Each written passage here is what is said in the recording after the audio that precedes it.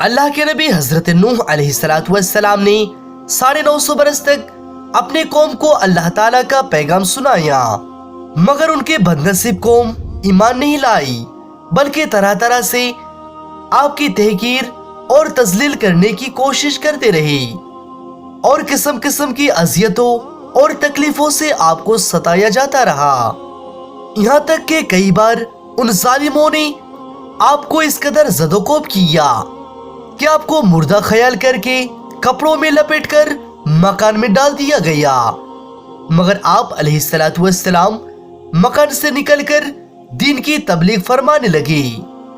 ان تکلیفوں اور مصیبتوں پر بھی آپ یہی دعا فرماتے، اے میرے پروردگار، تو میرے قوم کو بخش دے اور انہیں ہدایت فرما، چونکہ یہ مجھ کو نہیں جانتے۔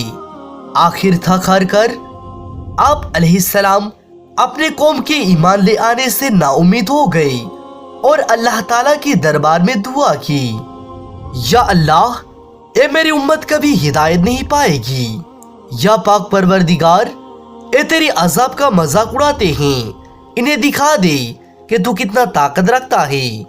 اللہ تعالیٰ نے آپ کی دعا قبول کی اور آپ کو فرمایا، اے نوح، ایک بڑی کشتی تیار کرو اور ان میں پورے جہان کے چرند پرند اور ان انسانوں کو شامل کرو جو آپ پہ ایمان لے آئے۔ تقریباً 100 سال کے بعد وہ کشتی بن کر تیار ہو گئی۔ پھر اللہ تعالیٰ کے حکم سے حضرت نوح علیہ السلام جانوروں کو کشتی میں سوار کرنے لگے۔ آپ علیہ السلام نے کشتی میں جانوروں میں سے سب سے پہلے چونٹی کو سوار کیا اور سب سے آخر میں گدھے کو۔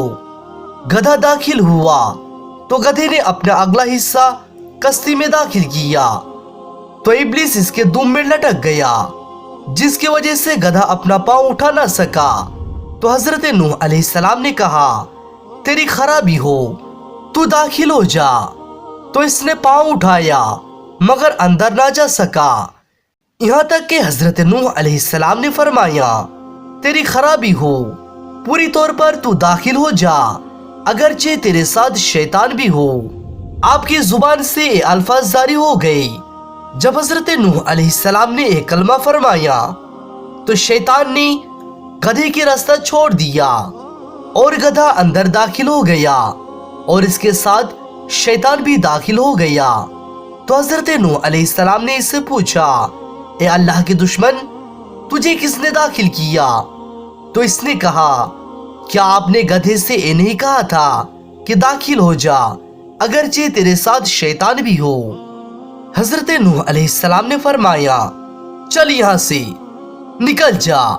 ابلیس نے کہا، آپ کو اپنے ساتھ مجھے سوار کرنا لازمی ہے، چونکہ مجھے قیامت تک مہلت مل چکی ہے اور اللہ تعالیٰ اس طوفانی عذاب سے مجھے اس کشتی کے ذریعے حفاظت کرے گا، چنانچہ اس کشتی کے چھت پر مجھے سوار ہونے کی اجازت دے دیجیے۔ اور اسی طرح شیطان مردود کشتی کے چھت پر سوار ہو گیا۔ کچھ روایت میں یہ بھی ملتا ہے کہ جب حضرت نوح علیہ السلام نے کشتی میں سوار ہوئے تو ایک بوڑھے آدمی کو دیکھ کر پہچان نہ سکے، تو آپ نے پوچھا کہ تم کون ہو؟ اس نے کہا، میں ابلیس ہوں۔ حضرت نوح علیہ السلام نے پوچھا، تو کس لیے داخل ہوا؟ اس نے کہا، میں اس لیے داخل ہوا تاکہ میں آپ کے ساتھیوں کے دلوں کو خراب کروں اور ان کے دل میرے ساتھ ہو اور بدن آپ کے ساتھ۔ تو حضرت نوح علیہ السلام نے فرمایا، اے اللہ کے دشمن، یہاں سے نکل جا۔ شیطان نے کہا، 5 چیزیں ایسی ہیں جن کے ذریعے میں لوگوں کو گمراہ و ہلاک کر دیتا ہوں، میں ان میں سے 3 آپ کو بتا دوں گا، 2 نہیں بتاؤں گا، لہٰذا آپ مجھے کشتی سے نہ نکالے۔ پھر اللہ تعالیٰ نے حضرت نوح علیہ السلام کی طرف وہی نازل فرمائی کہ اے نوح، آپ کو ان 3 کی ضرورت نہیں، اس کو حکم دو کہ وہ 2 چیزوں کے بارے میں ہی بتا دے۔ تو ابلیس نے کہا، میں ان 2 چیزوں سے لوگوں کو گمراہ کرتا ہوں، وہ یہ ہے حسد، اس کی وجہ سے میں ملعون ہوا اور شیطان مردود ہوا، اور دوسری ہرس، अल्लाह ताला ने हजरत आदम अलैहिस्सलाम के लिए पूरी जन्नत हलाल फरमा दी थी और हजरत आदम अलैहिस्सलाम को जन्नत में रहने की ख्वाहिश थी। इससे हिरस की वजह से मैं अपने मकसद में कामयाब हुआ। जब हजरत नूह अलैहिस्सलाम की कश्ती लंगर अंदाज हुई तो आप अलैहिस्सलाम ने इब्लिस को कश्ती की पिछले हिस्से में देखा तो आपने फरमाया, इब्लिस तू तबाह हो जा, तेरी वजह से जमीन वाले गर्क हुए, तूने ही इन लोगों को तबाह किया। इब्लिस ने कहा, फिर मैं क्या करूं? हजरत नूह अलैहिस्सलाम ने फरमाया, तू तौबा कर ले। इब्लिस ने कहा, आप अल्लाह ताला से पूछिए क्या मेरा तौबा कबूल हो सकती है? तो हजरत नूह अलैहिस्सलाम ने अपने रब की हुजूर दुआ की और अल्लाह ताला ने आपकी तरफ वही नाजिल फरमाई कि इसको कह दो कि इसकी तौबा की सूरत यही है कि वो हजरत आदम की कब्र पर सजदा करे। हजरत नूह अलैहिस्सलाम ने इब्लिस से फरमाया, तेरी तौबा मुकर्रर हो गई है। इसने पूछा, वो कैसे? हजरत नूह अलैहिस्सलाम ने फरमाया कि तू हजरत आदम अलैहिस्सलाम की कब्र पर सजदा कर। तो इब्लिस ने कहा, मैंने उनको जिंदगी में सजदा नहीं किया, अब फिर उनके पर्दा करने के बाद उनके कब्र पर सजदा करूंगा? हरगिज नहीं। इसी तरह शैतान मरदूद शैतानी रह गया।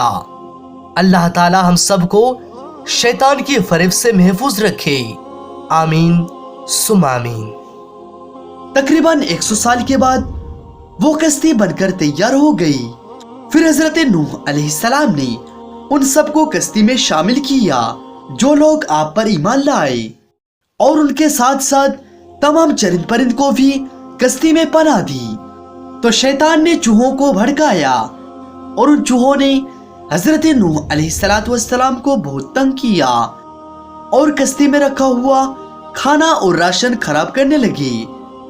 और जब चूहों ने हजरत नूह अलैहिस्सलाम की कश्ती में सुराख करना शुरू कर दिया तो आप अलैहिस्सलाम ने अल्लाह ताला के दरबार में दुआ की कि या परवरदिगार, शैतान मरदूद की वजह से चूहों ने कश्ती में रखा हुआ खाना और राशन खराब कर रहे हैं और कश्ती को सुराख करना भी शुरू कर दिया। या अल्लाह, इन चूहों से निजात दिला, बेशक तू बड़ा रहम करने वाला है। इस पर अल्लाह ताला ने हजरत नूह अलैहिस्सलाम को हुक्म दिया, ऐ नूह, तुम शेर की पेशानी पर अपना हाथ फेरो। तो हजरत नूह अलैहिस्सलाम ने शेर की पेशानी पर हाथ फेरा तो अल्लाह ताला ने शेर की नाक से 2 बिल्लियां, एक नर और एक मादा पैदा कर दी और उन बिल्लियों ने उन चूहों को खा गई जो हजरत नूह अलैहिस्सलाम को नुकसान पहुंचाता था।